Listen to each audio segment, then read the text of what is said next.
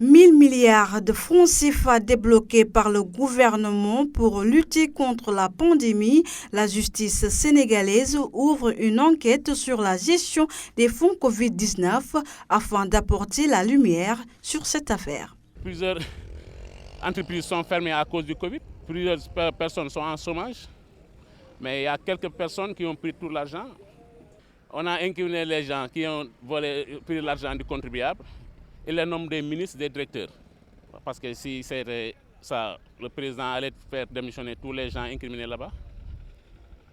Toutes les personnes qui sont dans le rapport des cours des comptes allons démissionner et poursuivre l'enquête.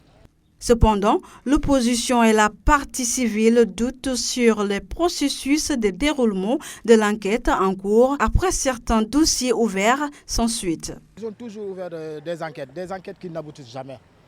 C'est toujours une habitude, un processus qui continue, mais sans résultat.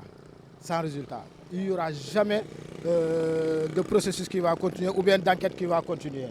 C'est-à-dire, quelqu'un qui est au pouvoir, il peut faire tout ce qu'il veut. Il peut insulter, il peut voler, il peut détourner, mais il n'y a pas de résultat. Il n'y aura rien, il n'y aura aucune poursuite. Le procureur ne s'autosaisira jamais pour ces gens-là. La loi n'est pas pour tout le monde. La loi, c'est pour les pauvres. La loi, c'est pour les pauvres, c'est pour nous. Pas pour les gens, des gens qui sont au pouvoir. Non, non, ce n'est pas pour eux.